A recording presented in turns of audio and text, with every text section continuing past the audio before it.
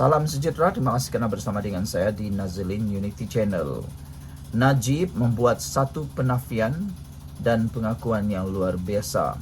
Selepas menang di dalam kes titah edendum baru-baru ini, Najib kini menghadapi perbicaraan pula berkait dengan 1MDB yang kini di peringkat membela diri. Najib menjadi persoalannya ialah kalau dia dibenarkan tinggal dalam tahanan rumah, apakah pula nasib beliau berkait dengan 1MDB? Kalaulah Najib didapati bersalah dalam kes 1MDB pula, apa pula ceritanya?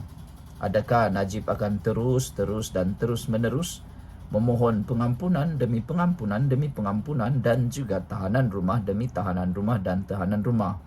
Dan menjadi persoalan juga ialah apakah status tahanan rumah beliau kalau Najib berjaya dapat tahanan rumah, kalaulah Najib tiba-tiba dijatuhi hukuman penjara sewaktu dalam tahanan rumah, apakah pula statusnya?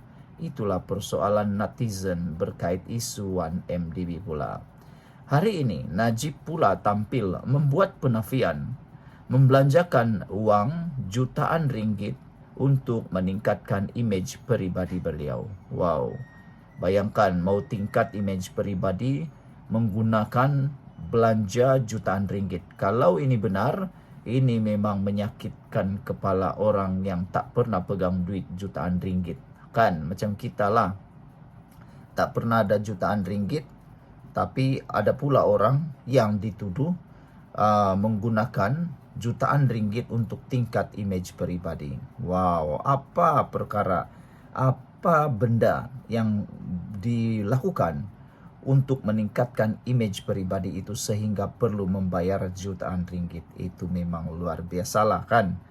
Pendakwaan berkata bekas Perdana Menteri itu menggunakan khidmat 3 pihak termasuk syarikat strategi komunikasi.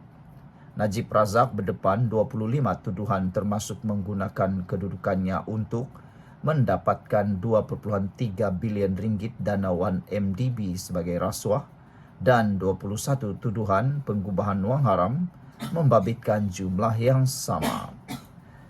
Bekas Perdana Menteri Najib Razak didakwa menyeleweng RM2.3 bilion dana 1MDB, menafikan cadangan pendakwaan pada perbicaraannya bahawa dia membelanjakan jutaan ringgit bagi meningkatkan imej peribadinya.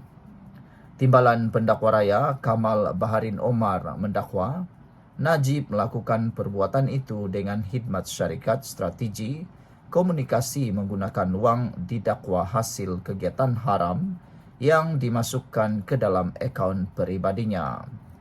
Kamal Baharin berkata demikian ketika merujuk 3 cek, iaitu 2 juta ringgit kepada syarikat media ORB Solutions Sdn Bhd, RM303,000 kepada syarikat penulisan ucapan Semerak Konsortium 1 Sdn Bhd, dan RM246,000 yang dikeluarkan kepada Lim Sun Peng untuk menguruskan laman Facebook Ajib Gor yang ditulis dalam bahasa Cina. Najib menjelaskan beliau menggunakan khidmat ORB Solution sebagai platform tambahan kerana media arus perdana tidak dapat menyebarkan mesej dan naratif kerajaan kepada semua lapisan masyarakat. Sementara itu, Semarak Konsortium berperanan menulis ucapan dalam bahasa Inggeris untuk forum antarabangsa, tambahnya lapor bernama. Kamal Baharin bertanya kepada Najib untuk tugasan ini Datuk Seri boleh dapatkan orang di PMO Pejabat Perdana Menteri untuk melakukannya. Najib menjawab kemahiran bahasa Inggeris mereka tidak cukup tinggi. Wow, ini mengejutkan kita semua lah kan. Kamal Baharin juga mengatakan bahawa adakah Datuk Seri hendak cakap penjawat awam tidak mahir bahasa Inggeris. Najib menjawab sukar untuk cari ketika itu. Bagaimanapun ketika ditanya alasannya menggunakan wang daripada akaun peribadinya, bukan dana kerajaan untuk tujuan ini, Najib menjawab beliau tidak mahu membebankan kerajaan. Sementara itu Najib berkata pembayaran Rp246,000 bagi menguruskan laman Facebook Ajib Gor berkait tugas rasminya ketika itu selaku Perdana Menteri untuk menyampaikan dasar kerajaan kepada masyarakat. Kamal Baharin bertanya jika ini benar-benar berkaitan kapasiti Datuk Seri sebagai Perdana Menteri, unit komunikasi PMO boleh mengendalikannya, kata Kamal. Najib menjawab, ya, tetapi perkara ini melibatkan media sosial yang di luar skop kerajaan, kata beliau lagi. Kamal Baharin menjawab atau menanya, PMO masih boleh mengendalikannya. Najib menjawab, kita perlukan pelbagai platform. Kamal Baharin menyatakan, saya katakan ini untuk kapasiti peribadi Datuk Seri. Najib menjawab, ia tugas rasmi saya sebagai Perdana Menteri untuk berkomunikasi dengan rakyat. Najib juga tidak bersetuju dengan cadangan Kamal Baharin bahawa wang yang diberikan kepada dua syarikat dan seorang individu itu merupakan hasil kegiatan haram. Sebaliknya, ia sebahagian wang derma daripada Raja Arab dan Arab Saudi, Raja Abdullah, yang disalurkan menerusi Tanuri Finance Corporation ke dalam akaun peribadinya.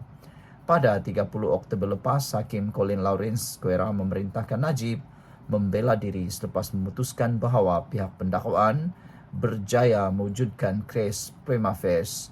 Sekian untuk kali ini, jangan lupa tinggalkan komen anda. Salam sejahtera, terima kasih kerana bersama dengan saya di Nazilin Unity Channel. Kongsi 23 istilah daging babi, pemuda PAS diingatkan fitnah juga haram. Sudah tentu babi ialah haram untuk rakyat Malaysia yang beragama Islam, bahkan seluruh dunia. Tetapi diingatkan oleh netizen di dalam Harapan Daily ditulis, apabila pemuda PAS mengongsikan 23 istilah daging babi yang merupakan haram, tetapi mereka turut diingatkan bahawa fitnah juga haram. Pemuda PAS Malaysia berkongsikan 23 istilah daging babi yang sering digunakan dalam bahan sesuatu produk. Antaranya hog, swine, boar, ham, bak, char siu, tonkatsu dan yakibuta. Mungkin ada dalam kalangan kita yang masih kurang tahu istilah-istilah babi yang digunakan dalam makanan atau masakan, tulis beliau. Kepada peminat makanan Western, Jepun atau Korea, maklumat ini amat penting untuk anda sebelum membeli produk atau makan makanan tersebut. Menurut pemuda PAS di Facebook rasmi sayap parti pembangkang itu. Dalam masa sama, PAS juga diperli termasuk diingatkan bahawa memfitnah juga haram hukumnya selain khinzir, kata netizen menemplak menyindir di ruangan komen di dalam hantaran tersebut. Saudara-saudara sekalian, ini adalah satu pendedahan yang menarik yang perlu anda tahu. Sekian dulu, ikuti terus ulasan selepas ini.